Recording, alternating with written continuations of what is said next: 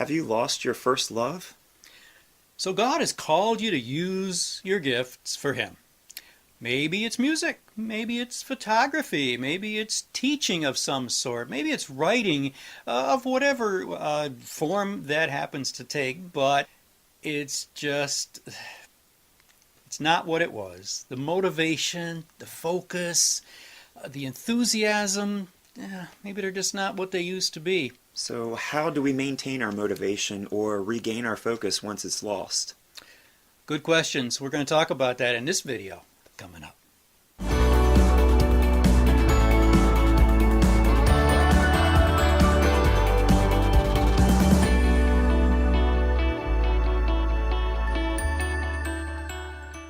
So how do we maintain our motivation or regain our focus once it's lost? Yeah, we want to talk about that in this video. I'm Paul Gibbs. And I'm Nate Miller. And this is the Just Got 55 channel with Just Got Music Ministries, using music and more to help you in your Christian walk. Well, you know, something different may be in order. You know, you may be doing the same thing. You've been doing the same thing for seems like forever. And you started out strong. And you were on fire for the Lord, using your gifts. You're out there.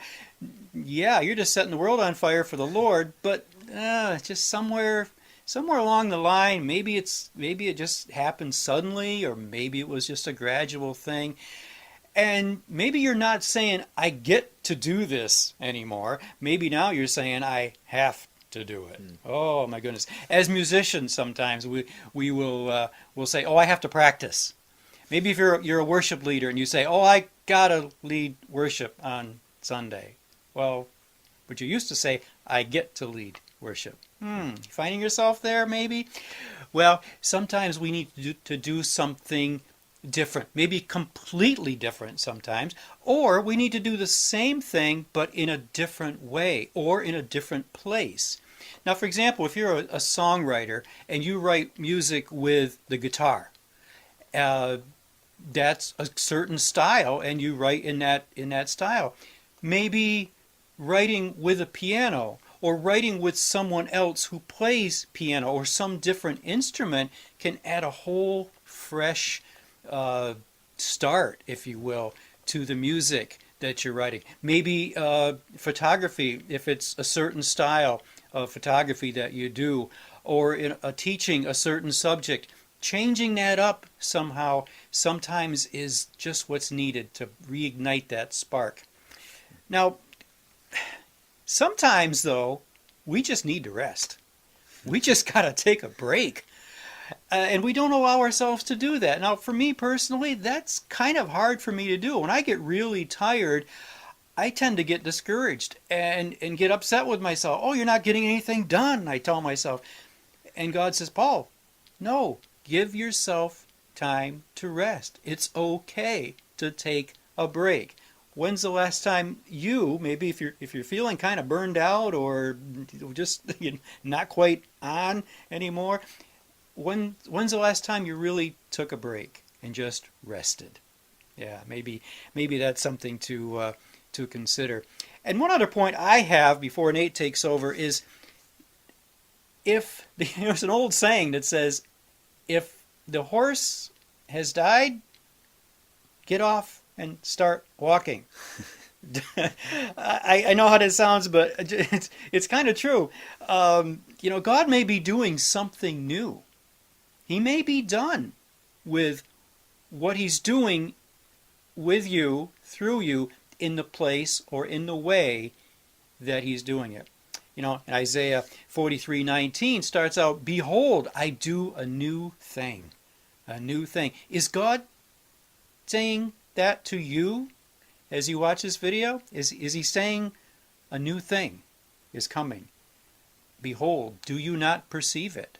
Are you perceiving that? If that's the case, and take some time, as I just talked about resting, to go along with that, take some time and spend some time with the Lord and ask Him, Lord, are you doing something new in me?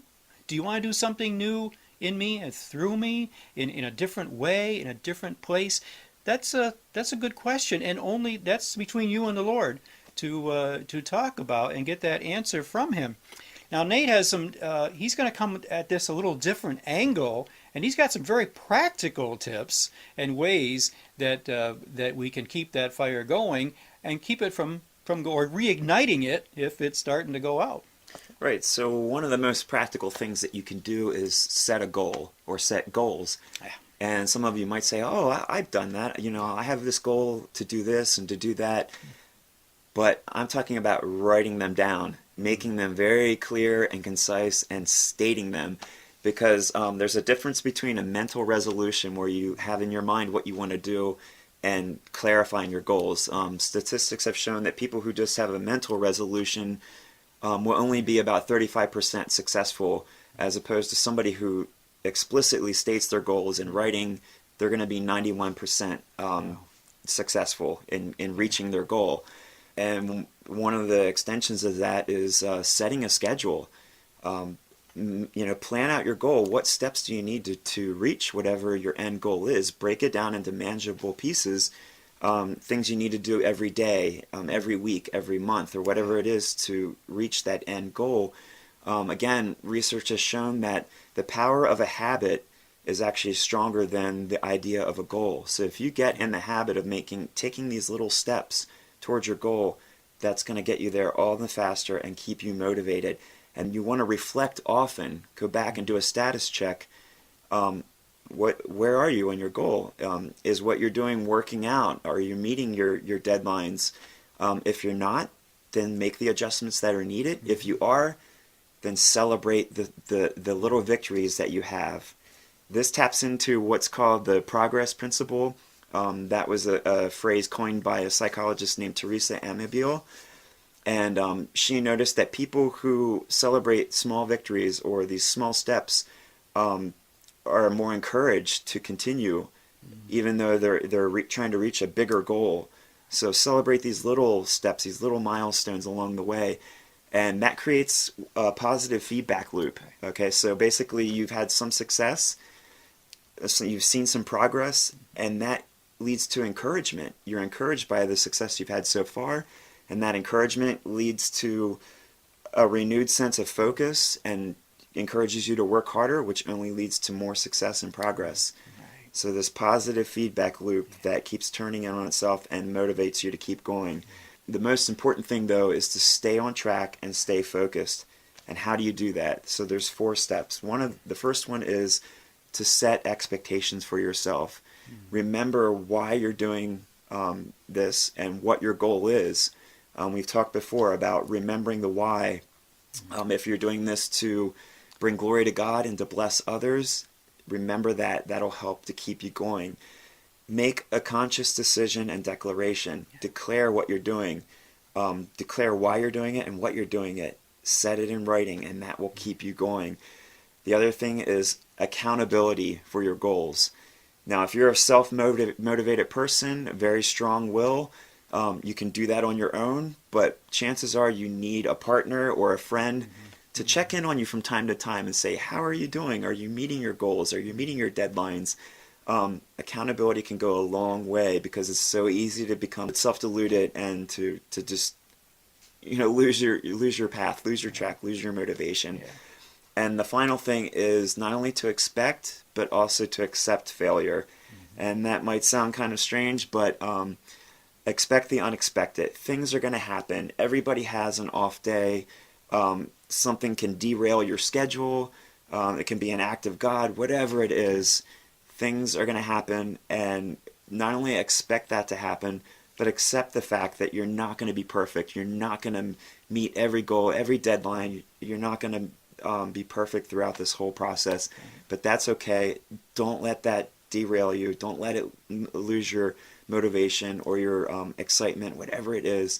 Just expect it and accept it to happen. So we want to continue our motivation in that way. I think that's where the accountability comes in Yeah. too. We accept the stuff that happens, and we go back to that. We start sinking down, and the accountability partner, people around us, can help us to get back up out of that. Exactly. Yeah. So, question for you: what ways two questions. What do you find are the things that tend to derail you, as Nate just said? What are the things that bring you down? What are the things that make that fire kind of just kind of dim down? And what are some ways that you have found to remotivate yourself, to keep that focus? What works for you? We would like to hear about that. Send us a comment below. Send an email. We'd love to hear from you. Share your comments. Maybe you've got something that we haven't mentioned here in this video, but that we could maybe share with others, because we're all in this together, and that accountability and that support for each other, whether it's music or whatever the gift might be, whatever God has called us to do, we want to all help each other, and we want to be a help to you. So leave us a comment and keep in touch with us. We hope that this channel, this video, and this channel are a blessing to you. And if so, please consider subscribing so that you'll be updated as all these videos come out. And we will see you next time. Until then, take care of yourselves. Take care of each other. We'll see you next time. God bless you.